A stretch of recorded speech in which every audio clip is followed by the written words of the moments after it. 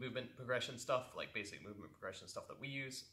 As I've prefaced in all the squat and the hinge video, for this horizontal pushing progression video, essentially what you're going to have to look for is how much horizontal pushing do you or the person you're using some of these assessments for need to do, which will help you decide essentially how much control, stability, or how much horizontal pushing they have to do.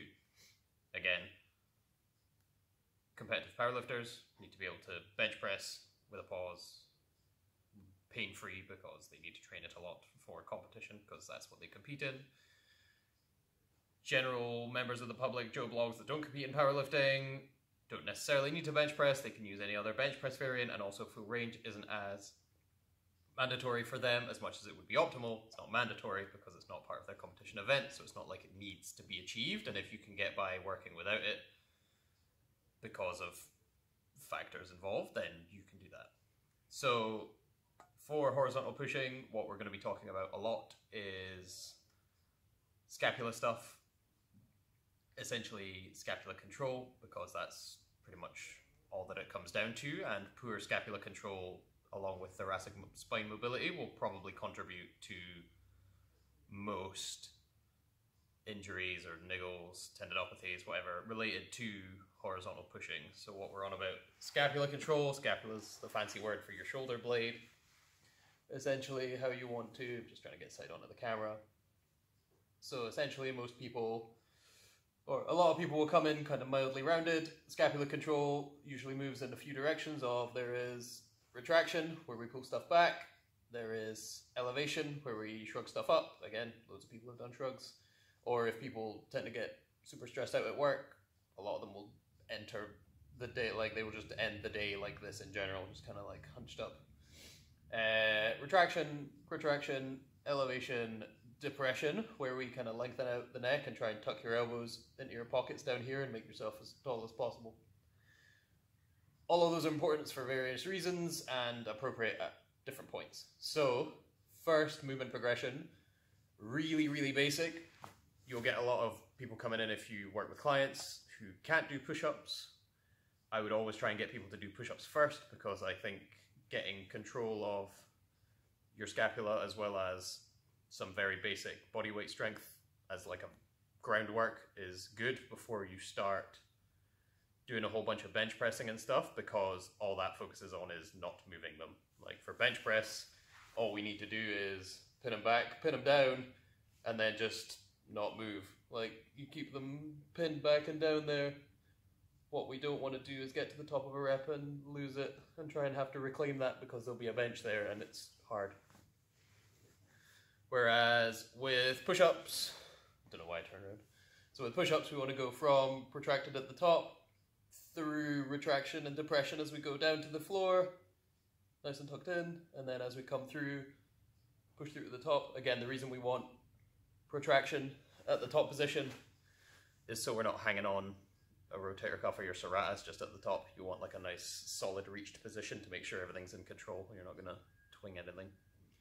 So exercise wise, going in, first really basic thing we can get people to do if they're really struggling, and again you can alter these variations to be from knees if need be.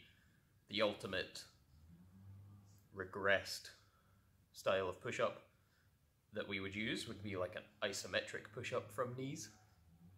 So isometric being you just hold still, or you just try and control a part of the position and just change that. So don't have them go through the full eccentric, you just get them to hold like a 90 degree, like a halfway position. So hopefully we'll stay in frame. Again, from knees, make sure people are fully planked out. So we don't want knees in essentially a modified quadruped. We want this part of the kind of core position control. And an isometric would just be like getting them to go down to about here or wherever they feel they can hold it, and just holding it. That's it. And working on that kind of isometric strength, and then you can progress that to just an eccentric where they just slowly control their way down, focusing on keeping as tight as possible, and then they can relax and just get up however they want, elbows to hands, however. Then work eccentric push-ups. Then as you try to bridge into full push-ups, so from a hands plank kind of position, so these kind of push-ups, you can either do the same thing of working isometrics into eccentrics, or you can go into a nice kind of in-between drill, which is like an incline push-up, where you set a barbell in a rack. The higher, the easier, so either your body angle will be higher from 0, and the closer you get to parallel to the floor, the harder it'll become as you set the bar down. It can also help if people have wrist issues, like if they lack wrist extension. Yeah. If they lack wrist extension, they can sometimes get a lot of pain, and if you don't have stuff like push-up handles or stuff that means they can get out of this position into a more kind of neutral wrist position, which will help a lot, you can use bar. That totally works. So incline push-ups, or yeah, some people would call them it would be incline. Again, so the varying of incline versus decline is based on either if you're inclined or you're declined, in my head anyway. So set bar up in a rack, make sure they take even grip on both sides, step feet away, again, make sure core is active, glutes are engaged, lower yourself until you touch the bar, push yourself back up, make sure scapula retracts and depressed. Again, what we don't want is this kind of stuff happening where shoulders shrug up or round, essentially because as we load down, if the shoulders pull back and depressed, like the distance between where the load will be and your shoulder position is much greater than if we load into here, and we get a lot more rotation, pressure through this like front of the shoulder stuff. It just generally leads to very bad things happening to your shoulder. So having a good control over retraction, depression, so we're not retracted and elevated, retracted, depressed, will lead to a much stronger position for your shoulder. But yes, going from incline push-ups into full push-ups, just full push-ups as standard on the floor. Nothing majorly surprising there. Next up would be a dumbbell bench. So for dumbbell bench, this is the first kind of variant that we're going to use that actually involves lying down on a bench. Again, I would typically rate these versions as safer because they require a bit less scapular control. However, again, I'm going from the idea that I would try and get a client, or if it was me, to work on being able to go through more controlling or control needed variants before I tried to strip it back and just do ones where you just have to control one position and that's it. But that's just in my head. Like, I kind of like having, or people to have the tools to kind of change stuff up rather than just sticking to the very basic thing, and then when they need to do something that in theory is simpler, becomes harder because they can't control their shoulder blades and thoracic spine.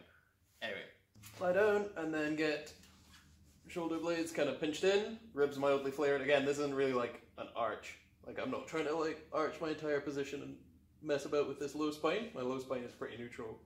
All I'm doing is pushing my shoulder blades back and flaring the ribs a bit. So from here, it would just be a question of dumbbells in hand, down till about the midline of the dumbbell or the outside wheel of the dumbbell touches your chest, and then push up. Again, I'm not using dumbbells just because when I tested it, they got in the way. So it would just be a question of this. Again, what we don't want to see is losing shoulders when we push up, because then we have to get the shoulder way, way further down in order to touch the chest, and it's not as safe. Same with bench pressing. So we want to get up and depressed. What we don't want is up and shrugged. So if you start losing your neck, you need to depress the scapula down, tuck it into your back pockets. And again, range is decreased, but that's nothing too bad in this case at all. It's not like I'm arching up. It's just a safe way to have my shoulders pinned in.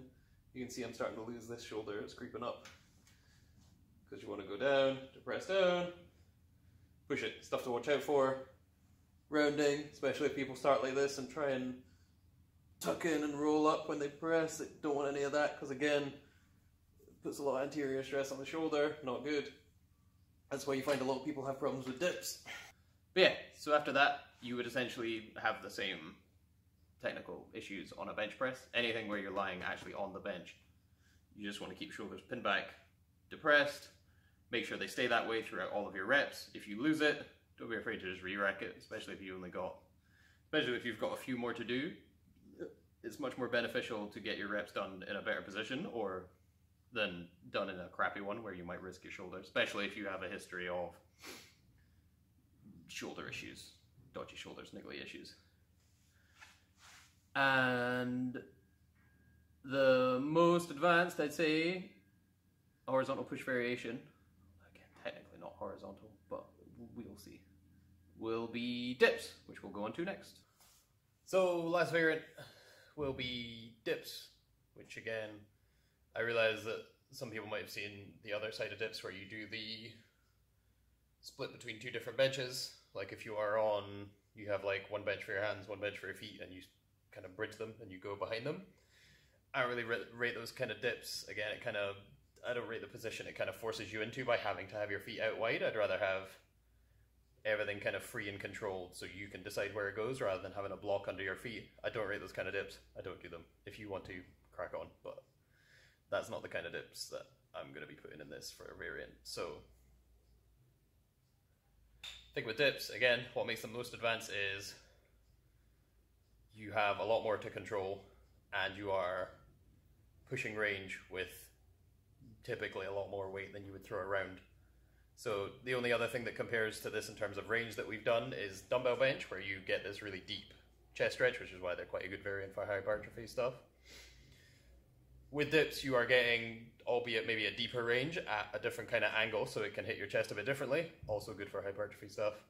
However, you're having to control the swing of the rest of you. You've not got that nice support of the bench press, where all you're doing is moving your arms. And this time, you're pretty much fixing your hands and your hand position and moving everything else, which makes it harder. It'd be the difference between like a lat pull down versus an actual pull up. Like, people who can do both will definitely tell you that the pull ups are harder. For a start, the entry level weight is just you, unless you deload it with a band or you use an assist, which is a fair compromise. However, it's still much harder to do, even at the same kind of weights. So, what we're looking for on dips, again, shoulder control. What we're looking to do, nice tight grip. Again, you can either go thumb or thumbless. Hopefully my wrist holds up. And so we're looking for that shoulders back position. We're looking for everything kind of rigid. Sink down, shoulders come back, and you push yourself back up. Again, shoulders come back, retracted, come back up. What we don't want to do, and I'm going to simulate this with my feet on the floor because I don't want to actually hurt myself, is excessive rounding, shoulders coming really high up here, essentially as if you're like at the top position. You want to get this depression on the go, but as you come down, you want to get that retraction coming in. So you retract, open up the chest, keep the shoulder safe. What we don't want is elevation and protraction because you've let this get loose. Like, we don't want to let the shoulder from here slide up into here. Don't want to lose the neck. Again, general rule of thumb, possibly. If you can see your neck doing dips, you're usually pretty good. If you stop seeing your neck on stuff, not good. But yeah, so we want to go depressed and retracted at the top, keep retraction, and just facilitate the dip. What we don't want, protraction, depression at the top, immediately lose retraction, start losing depression, it elevates, elevates, elevates, elevates, elevates, and that will cause a lot of issues in here. So, hope you guys found that helpful. Again, there are probably more options for progressing horizontal pushing. Those are just the ones we use, the ones we find kind of work best, especially when you can deal with people at different levels. Like, you don't have to go through all of these with everybody. However, if people are having specific issues, it can help to have a kind of spectrum of difficulty where you just regress them a couple of steps and be like, cool, you can do this, you can't do this, why? And then fix from there, rather than just be like, here's a random point you start at, what is wrong? Oh, could be a few things. So that's just kind of the way we like to do it. And also it means that if you can get progress with less, you probably should, because it means that you have much more options for getting better as you go through it. Like if someone can get progress on those very basic variations, you could probably just use them until they get really good at them, or just good at them, and then progress it, and it also keeps things fresh for them. They can also see how they've progressed through stuff. You know, to each their own, but that's kind of the way we like to do things. So, hope this helps. Next thing up should be horizontal pulling, and then we'll get into covering the vertical stuff, which is arguably a lot more challenging and has far less inbuilt safety based on the exercises. So, catch you guys later.